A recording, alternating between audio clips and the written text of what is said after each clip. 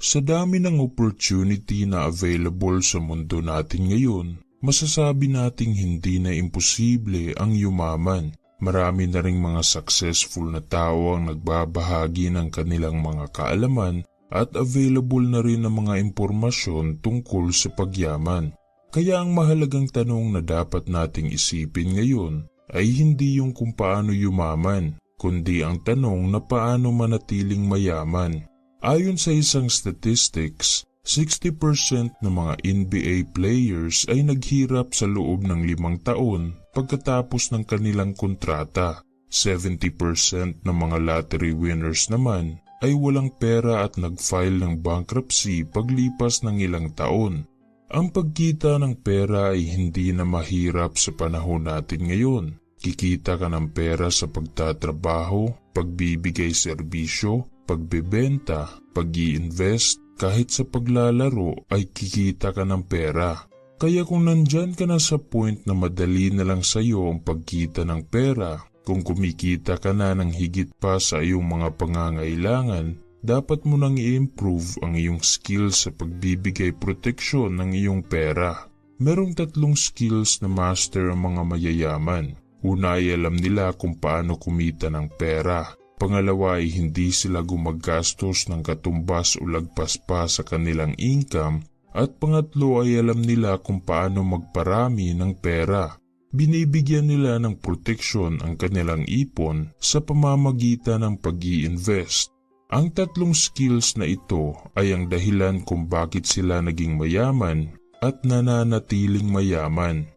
Gaya na lang ng nangyari ng isang taong nanalo sa loto noong 2005. Kung majority sa mga taong nanalo ng malaking halaga ay nagmamadaling gumastos, ibahin mo si Brad Duke. Siya lang naman ang taong nanalo ng $220 million sa loto. Pero sa halip na maging emotional at bilhin ng mga ninanais, hindi niya binago ang kanyang lifestyle. Hindi agad siya nag-quit sa kanyang trabaho at nagmamaneho pa rin siya ng kanyang lumang sasakyan sa loob ng 3 taon. Sinabi niya sa isang interview na nagpapasalamat siya sa biyayang dumating sa kanya at hindi niya yun sasayangin. Kaya nag-hire agad siya ng financial team dahil plano niyang i-invest ang majority ng kanyang napanalunan. Nakapag-invest siya ng $35 million sa oil, gas at real estate. $45 million naman sa mga low-risk investment gaya ng municipal bonds at nakabuo rin siya ng sarili niyang consulting firm at charity. Ang desisyon niya na yun ay ang dahilan kung bakit hindi siya natulad sa 70% na lottery winners na naghirap pagkatapos matanggap ang napanalo ng pera. Marahil ay sasabihin mo ngayon na maswerte siya dahil nanalo siya ng malaking halaga. Pero kung goal mo na yumaman at manatiling mayaman, hindi mo naman kailangang manalo ng malaking halaga. Kahit nagtatrabaho ka lang at kumikita ng sapat, ay pwede ka pa ring yumaman.